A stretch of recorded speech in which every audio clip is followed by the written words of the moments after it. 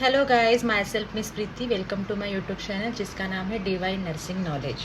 सो आज के इस सेशन में मैं आपको एक्टोपिक प्रेगनेंसी के बारे में बताना चाहती हूँ। See there is a difference in ectopic pregnancy and normal pregnancy. So what is that difference?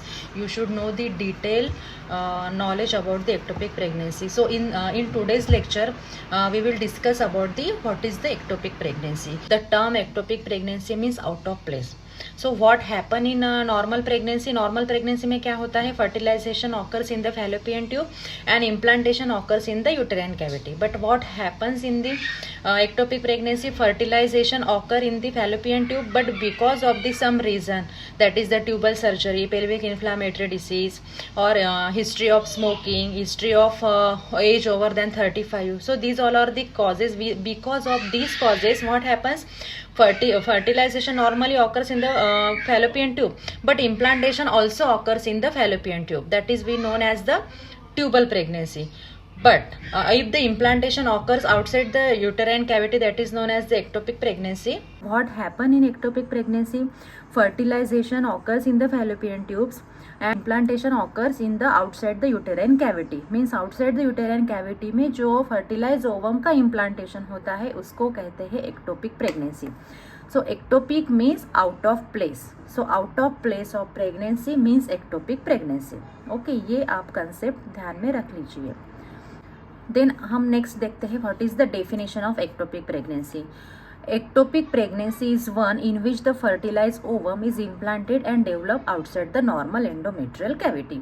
So इसको हम ectopic pregnancy क्यों बोलेंगे? क्योंकि in which the fertilized ovum is implanted and developed outside the normal cavity. Normally the fertilized ovum implanted in the endometrial cavity or uterine cavity, but what happens in ectopic pregnancy? The fertilized ovum is implanted and developed outside the normal endometrial cavity or uterine cavity. So there is a various types of ectopic pregnancy. We'll see one by one. So आपको ये difference समझ में आया? Normal pregnancy में normally fertilisation fallopian tube में होते हैं और इम्प्लांटेशन यूटेराइन कैविटी में होता है. But what happens in ectopic pregnancy? Fertilization occurs in fallopian tube but implantation is occurs outside the uterine cavity. Outside the uterine cavity means कहीं पे भी, abdominal pregnancy, scar pregnancy, cervical pregnancy means cervical region में. Okay, will see next in the one by one. So यहाँ पे आप देख सकते हैं what is the pathophysiology. Means यहाँ पे आप देख सकते हैं कि what is the normal implantation and what is the ectopic implantation. So normal implantation, as I already told, normal implantation happens in the fertilised ovum normally implanted in the uterine cavity. That is the normal implantation. And what happens in ectopic implantation? Fertilization occurs in the fallopian tube but implanted in the outside the uterine cavity. That is the typical pregnancy. What happens in typical pregnancy? You can see this is the uterus and this is the fallopian tube. This is the fertilized egg implant. Okay, so this is the uterus. So यहाँ पे क्या होता है? यहाँ पे ovum and sperm का fusion होता है, यहाँ पे फर्टिलाइजेशन होता है. ये है नॉर्मल, दैट इज द ये फैलोपियन ट्यूब. ओके, सो फिर यहाँ से fertilise ovum with the help of the ciliary movement ovum and sperm का फ्यूजन होता है, यहाँ पे फर्टिलाइजेशन होता है. ये है नॉर्मल, दैट इज द ये fallopian tube.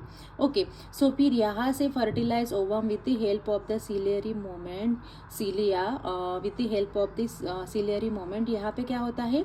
Fertilise ovum implant होता है और यहाँ पे फिर फर्टिलाइज ओवम की ग्रोथ होती है, यहाँ पे बेबी यूट्राइन कैविटी में डेवलप होता है. But what happens in the ectopic pregnancy? there is the failure of implantation in the endometrial cavity.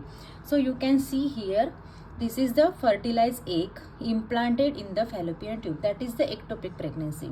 मतलब यहाँ पे क्या हुआ है? फर्टिलाइजेशन यहाँ पे हुआ है और इम्प्लांटेशन भी यहीं पे हुआ है. नॉर्मली इम्प्लांटेशन यहाँ पे होना चाहिए था बट यहाँ पे नहीं हुआ है, ये यहीं पे इम्प्लांटेशन हुआ है. सो इसके वजह से हम इसको क्या बोलते हैं?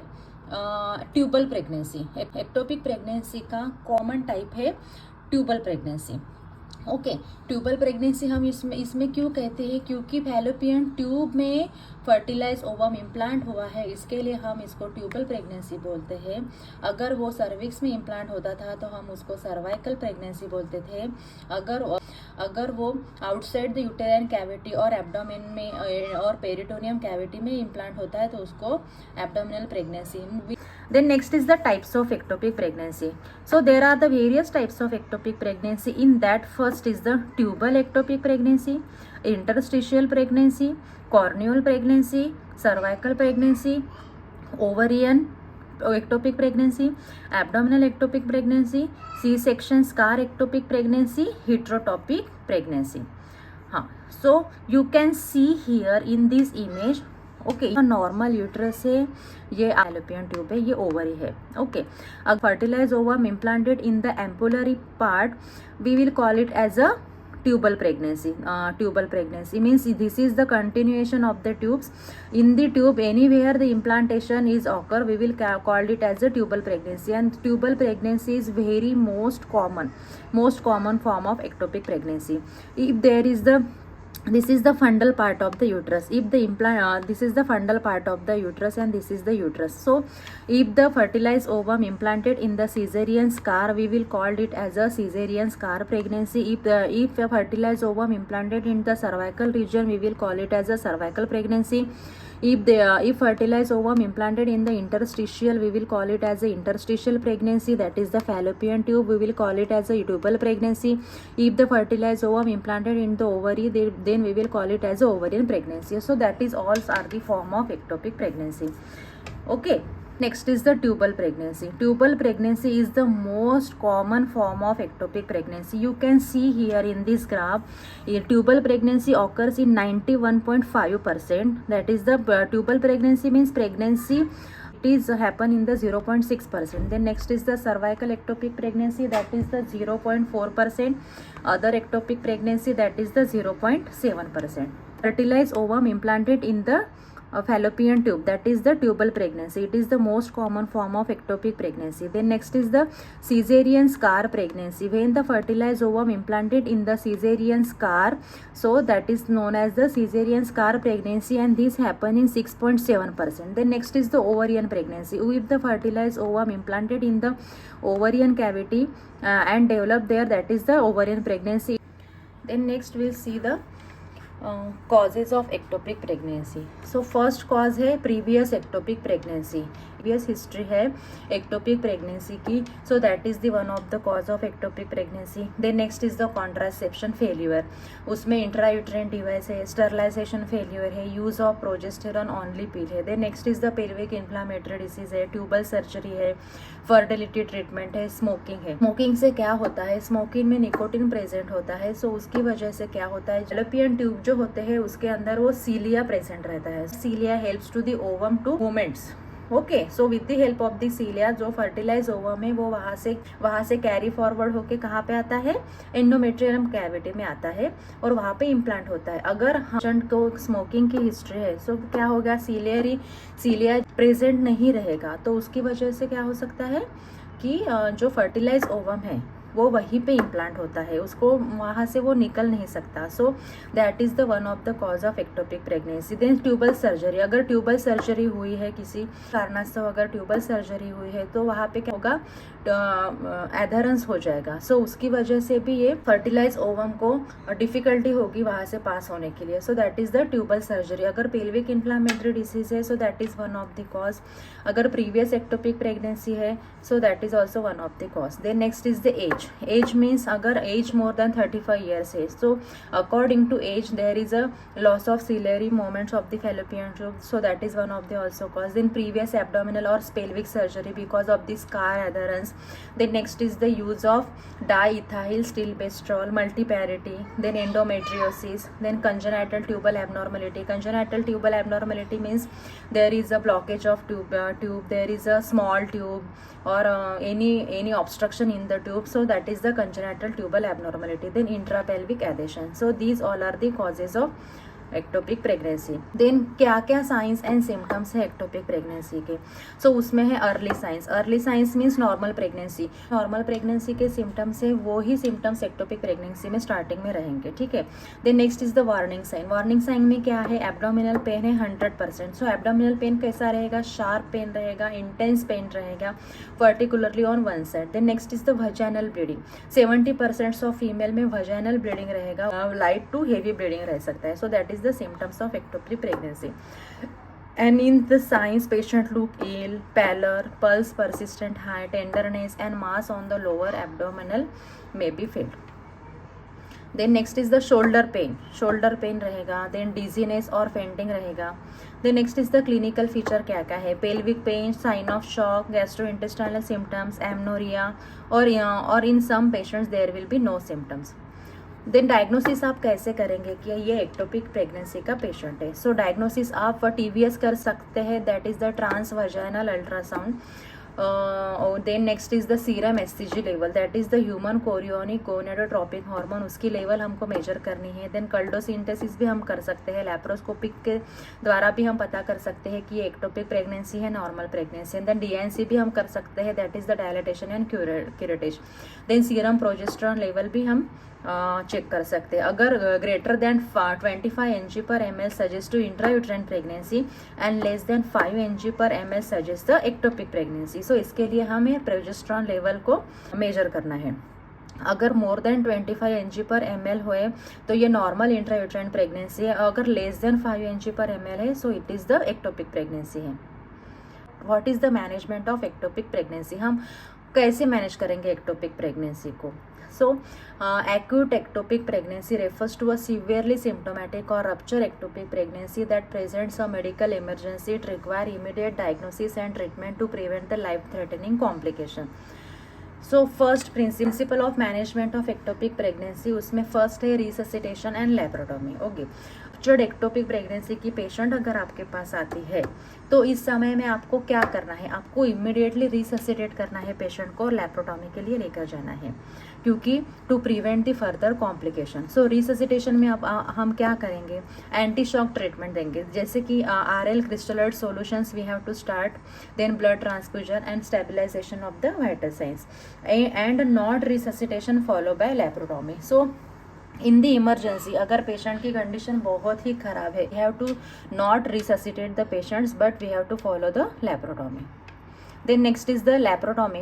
What is the principle of laparotomy? Quick in and quick out. That is the means इस समय हमें ज़्यादा टाइम वेस्ट नहीं करना है. अगर पेशेंट की कंडीशन बहुत ही क्रिटिकल है तो इस समय हमें एक ही प्रिंसिपल फॉलो करना है, that is the quick in and quick out. So what is the indication of that, that is the if the patient is hemodynamically unstable, if there is evidence of rupture, if there is a laparoscopic contraindicated. Laparotomy हमें कब करना है if there is any contraindication of laparoscopy, if there is any evidence of rupture and patient is hemodynamically unstable. Okay. Then management of unrupture tubal pregnancy. अगर आपके पास patient आती है but वो normal है, उसकी ट्यूबल प्रेगनेंसी रप्चर नहीं है, तो उस समय हमको एक्सपेक्टेड मैनेजमेंट करनी है. इसमें हमें क्या करना है, in case where the ectopic pregnancy is resolving on its own evidence by falling SCG level and the patient is asymptomatic, a watch and wait approach may be taken with the close monitoring. अगर हमारे पास ectopic pregnancy की patient आती है और उसको कोई भी symptoms नहीं है, नॉर्मल प्रेगनेंसी की सिम्टम्स है, बाकी उसको कोई भी सिम्टम्स नहीं है, तो हमें अननेसेसरी उसको इंटरवेंशन नहीं देना है. हमें जस्ट वेट एंड वॉच करना है.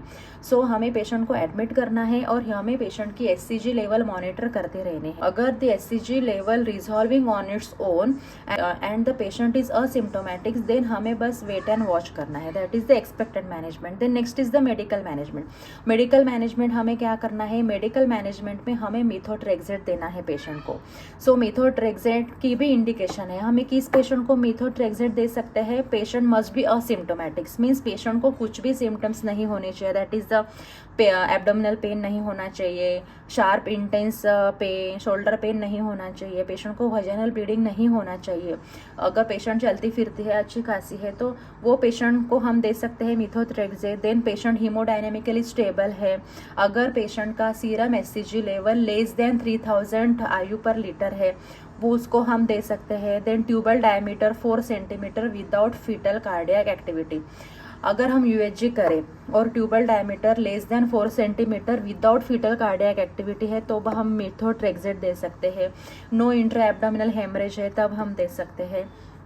Then single dose of methotrexate कितना है, 50 mg is given IM. Okay. Then next is the surgical management. Surgical management में हम लेप्रोस्कोपी कर सकते हैं, लीनियर सल्पिंजिस्टोमी कर सकते हैं, सेगमेंटल रिसेक्शन कर सकते हैं, फिम्ब्रियल एक्सप्रेशन कर सकते हैं, सल्पिंजेक्टोमी कर सकते हैं। देन नर्सिंग मैनेजमेंट में हमें क्या करना है, अर्ली रिकॉग्निशन एंड असेसमेंट करना है, assessment of symptoms, vital sign monitoring करने हैं, लेबोरेटरी टेस्ट मॉनिटरिंग करने हैं, pre operative and post operative care भी हमें देना है। Then followup and care, family education, documentation, working with health care provider, medication, emotional and psychological support हमें patient को देना है। सो प्रोग्नोसिस क्या है ectopic pregnancy, early detection and treatments, early हमें डिटेक्ट करना है डायग्नोसिस एंड इमीडिएट ट्रीटमेंट देना है, एंड फ्यूचर फर्टिलिटी हमें मेंटेन करनी है पेशेंट की। Then how we prevent the ectopic pregnancy? We have to addressing the risk factor, that is the treating the pelvic inflammatory disease, then smoking cessation, careful monitoring during the fertility treatments can reduce the risk. Then contraceptive use, while not directly preventive, effective contraceptive use can reduce the overall risk of pregnancy. Then complication क्या क्या हो सकते हैं ectopic pregnancy में, tubal rupture हो सकते हैं, infertility हो सकती है और इमोशनल इम्पैक्ट भी हो सकता है। So today we discuss about the what is the ectopic pregnancy. So in shorts, what do you understand about the ectopic pregnancy? So there is a difference in normal pregnancy and ectopic pregnancy. So what happens in the ectopic pregnancy? The fertilization occurs in the fallopian tube, but the implantation occurs outside the endometrial or uterine cavity. So there are the types. If the fertilization and implantation occurs in the fallopian tube, so that is the tubal pregnancy. If occurs in the peritoneum, that is the abdominal. If occurs in the cervical region, that is the cervical pregnancy. So there types of ectopic pregnancy. Then management में हमें क्या manage करना है, आपको science and symptoms भी पता है। ये पेशेंट को अगर पेल्विक पेन है, पेशेंट को एब्डोमिनल पेन है, पेशेंट को हेवी ब्लीडिंग है, ओके, शोल्डर पेन है, तो ये इमरजेंसी सिचुएशन है पेशेंट की। ओके, सो हमें ये इमरजेंसी सिचुएशन आइडेंटिफाई करनी है। पेशेंट अगर प्रेगनेंसी के साइंस एंड सिम्टम्स लेके हमारे पास आता है तो हमें सबसे पहले डायग्नोसिस करना है। तो डायग्नोसिस में हमें क्या करना है, सबसे पहले TVS करना है। TVS से हमें आइडेंटिफाई हो जाएगा कि ये एक्टोपिक प्रेगनेंसी है, नॉर्मल इंट्रायूटेराइन प्रेगनेंसी है। सो अगर पेशेंट को कोई भी सिम्टम्स नहीं है, पेशेंट नॉर्मल है, तो हमें वेट एंड वॉच करना है। अगर pregnancy dissolving on its own, okay, so हमें देखना है, ठीक है।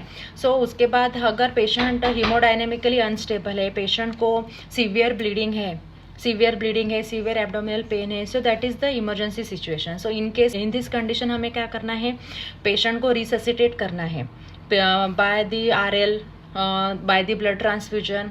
ओके, हमें पेशेंट को रिससिटेट करना है और इमरजेंसी लेप्रोटॉमी के लिए भेजना है। अगर और इमरजेंसी सिचुएशन है तो हमें डायरेक्टली पेशेंट को लेप्रोटॉमी के लिए भेजना है। Okay, so that is the in emergency situation. और अगर पेशेंट स्टेबल है तो फिर हमें वेट एंड वॉच करना है कि ectopic pregnancy dissolving on its own, और अगर नहीं तो हम पेशेंट को मेथोट्रेक्सेट 50 mg IM भी दे सकते हैं, ठीक है। सो इसकी वजह से क्या होगा, जो एक्टोपिक प्रेगनेंसी है वो रिमूव हो जाएगी by through the vagina with bleeding. Okay, so that is all about the ectopic pregnancy. So ectopic pregnancy के मैनेजमेंट में हमें आइडेंटिफाई करना है हाई रिस्क पेशेंट को ट्यूबल रप्चर अगर होता है तो ये इमरजेंसी सिचुएशन है, हमें इमीडिएटली मैनेज करना है, पेशेंट को रिससिटेट करना है, इमरजेंसी लेप्रोटॉमी के लिए शिफ्ट करना है। So these all are about the ectopic pregnancy. So ऐसे ही इन्फॉर्मेटिक्स वीडियो जानने के लिए आप मेरे इस चैनल को सब्सक्राइब करें। मेरे चैनल का नाम है divine nursing knowledge. So please subscribe, please. आपको वीडियो अच्छा लगा होगा तो लाइक करें, कमेंट करें, शेयर करें। मुझे कमेंट बॉक्स में कमेंट करके बता सकते हैं कि नेक्स्ट लेक्चर आपको किस टॉपिक पर चाहिए।